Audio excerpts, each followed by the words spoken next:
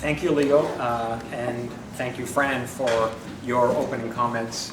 It's a real privilege to be able to speak at the launch of the Socialist Register. I think all of us who have been watching events since 2008 have recognized that, in a certain sense, the bar has been raised for the capacities of the left to make sense of a new historical moment, a new kind of political and economic conjuncture in the world and in our lives.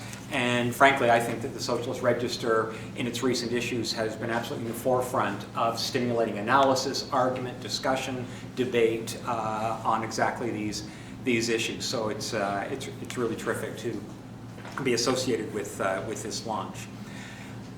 I may not get invited back because I'm going to do something that people don't like often in left news. I'm going to quote central bankers. I'm going to quote the bourgeois economic media a few times. You know, all the things that are typically taboo. And we'll see whether you guys are throwing eggs at me or Leo and Greg are writing me off for any future involvement after this.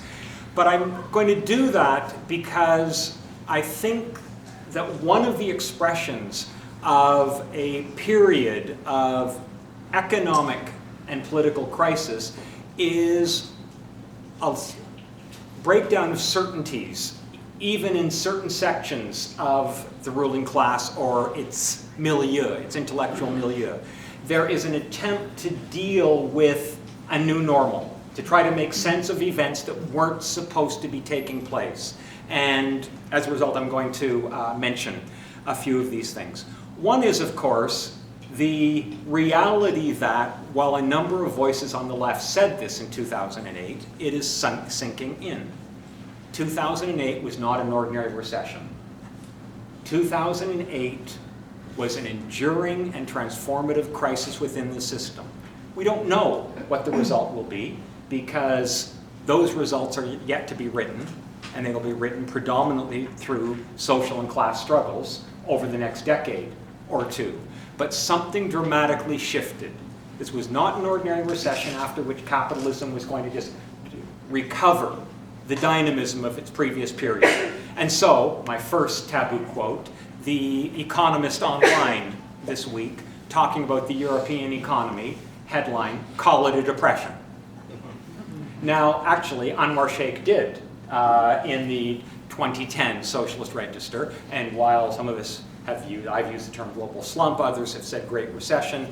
This has to be central to our understanding of this context, that we're talking about an enduring crisis whose end point is open. It is undetermined at this point. But we know, of course, all too well what it means for the ruling class, because they announced it with great fanfare when the G20 invaded this city nearly 2 years ago, when they declared an age of austerity. This was in their final communique. They dropped the talk, by the way, decade of austerity, which had been the International Monetary Fund's original formulation, because they were saying it quite openly in their own circles, a decade is not enough. If we are going to restructure capitalism after tens of trillions of dollars having been injected into bailing out the global financial system, this is going to take more than 10 years. And so age of austerity became the order of the day. And I think many of us are aware of just how punitive and brutal that has been in one place after another. Latvia, budget of a year ago, fired 1/3 of all teachers, full stop. 1/3 of teachers gone. My CBC News this morning informed me, so I'm going to use their figure, mine was a little bit different, that the average Greek worker has endured a 40% cut in the standard of living since the crisis began in 2008. 40% cut. Greater for some, a bit less for others. The city of Detroit has been told by the state of Michigan that it will have to close half of its schools. One of the most depressed, racialized cities in the United States will now endure class sizes of 60. This is, we're talking about very brutal, punitive stuff in terms of what the age of austerity represents. And so, my first quote from a central banker, when the governor of the Bank of England, Mervyn King, said earlier last year that the price of this financial crisis is being paid by people who absolutely did not cause it. This has got to be central to everything that the left is saying about this crisis. It is amazing the way in which the ruling class has been able to redefine the crisis as one of unaffordable expectations. People have gotten used to living on too much. After 30 years of neoliberalism, apparently people had too much. And so, as Leo was saying, they want to, through the age of austerity, essentially reconstruct a neoliberalism on steroids that will carry through in an even more pronounced and aggressive way the neoliberal agenda that we have been living with. And that is the sense in which the ruling class is trying to seize upon crisis as opportunity. They want to take the uncertainty of this political moment and drive forward an agenda which will impose enormous hardship and suffering on poor and working class people around the world. And one way of thinking about it is to recognize that a central element of neoliberalism has now moved to the forefront in a more aggressive way than at any time before, and that's precariousness. It is a drive at this point to try to destroy whatever remnants of job security, standardized incomes, expectations of regular wage and benefit improvements, and so on, and to create, in their terminology, a fully flexible workforce. But of course, in our terminology, we're talking about the destruction of secure, full-time jobs with stable wages and benefits, and their replacement by way of contracting out, two-tier wages, every system that will make labor ever more precarious in relationship to employers and to the labor market. And this is why migrant workers have become the ideal, the prototype of the neoliberal worker. If you look at the temporary foreign worker program in Canada, for instance, the idea, there you have an embodiment of racialized precariousness. You take people without status, you bring them in simply to fill a particular job, no attainment of rights, immediately can be relinquished, sent out of the country, and so on and so forth. And that's the ideal type, but we need to understand that's the ideal type within a continuum of precariousness for the working class. And here I think that we need to say a few words about how central all of this is to the experience of young people right now. Fran was talking about it in terms of the Occupy movement, but I think we need to recognize that one of the things that has been happening globally is the re-emergence of youth-driven political protest movements. Now, in saying this, I'm not simply going to romanticize them.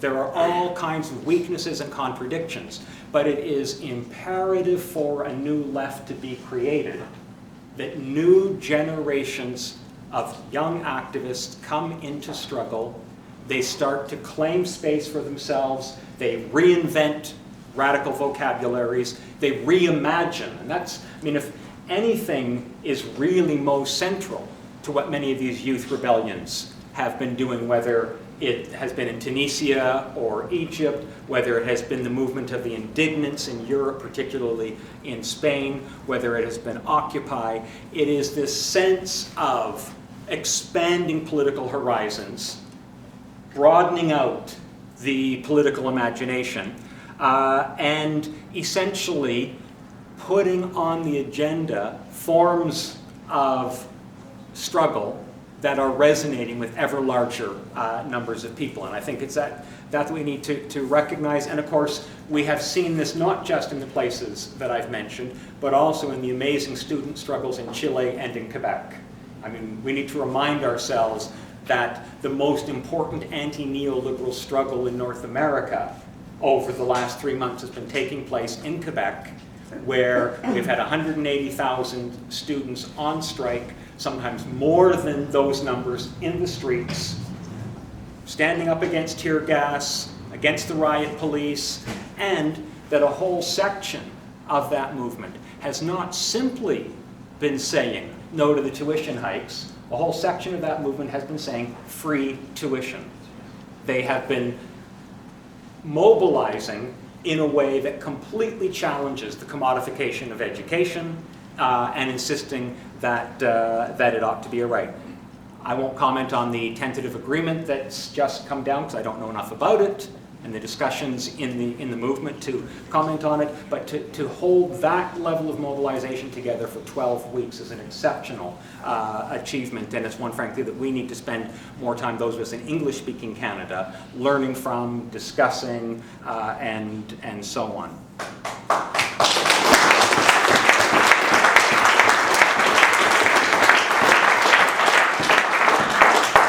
And this will really take me to a few final comments, because Fran started with Occupy. I've come around from the other end to try to link Occupy to Quebec student movement, the Chilean student strike. By the way, the Chilean struggle has been going on for almost a year now, and at times has galvanized mass strikes and so on as well in Chile. So we need to recognize that, you know, there's also that connection with the student movement. But when I say that it has brought new generation of activists into struggle, we need to recognize that these activists Fran's talk is designed to help provide a historical understanding for activists in new movements. And it's vital that the existing movements, organizations, and so on the left that aren't just hopelessly sectarian, but actually want to contribute to building real movements, recognize that it is important to provide resources to the young activists coming to struggle, but not to preach to them. Not to imagine that those of us who have not done a very impressive job resisting neoliberalism over the last 30 years have all the answers. Okay? Yes. There are resources, historical, theoretical, organizational, and so on, that need to be offered to young activists, but it has to be as part of a real dialogue and struggle together, and not as, here's everything you're doing wrong, and if only you'd listen to me, everything would be moving forward correctly. It is vital that these movements be allowed to grow, experiment, develop, and so on their own terms, as much as we want to have important, engaged, critical discussions about where things are going. And I'll finish on the point that has struck me a number of times. I've been very fortunate to have had a number of friends in Egypt over the last year or so, and some of them at times in the thick of things in Tahrir Square. And talking to activists in Egypt, one of the things that they say, and I think it's a reminder I know that I need often, and I think that all of us do, they say everybody's fixated on the most recent round of elections, or the next round of elections. And if the left hasn't made a breakthrough, they think that everything is a disaster. And activists over and over again in Egypt are saying, we're thinking in terms of the decade. That's what our horizons are about. We're not fixated on whether we can roll back everybody who's on the right or is religious fundamentalists or so on this week or next month. We're thinking about where our movement needs to be and could be in 10 years. And I think that's actually something that we need across the whole of the left. That kind of discussion. Where do we think we could be 10 years from now? Because we're talking about, this is my last central banker quote here, we're talking about a much longer term horizon. The governor of the Bank of Tunisia, who's a former World Bank official, said last week, Greece is looking at 20 to 30 years of austerity, and I don't think it's possible to contain it. That was his prognosis. He does not believe that you can put Greece in an austerity pressure cooker for 20 to 30 years and expect the thing to hold together. Well, that is, I think, the sense in which we need to be looking at this political moment. We need to begin those discussions now. 10 years from now, where should we be? 10 years from now, where can we be? And I think if we think about Occupy in that context, I think if we try to think about where the left is internationally in those terms, then we can begin to have the kind of strategic discussions that we need. And I think, frankly, that the Socialist Register will continue to be a really significant voice in that process. So thank you very much.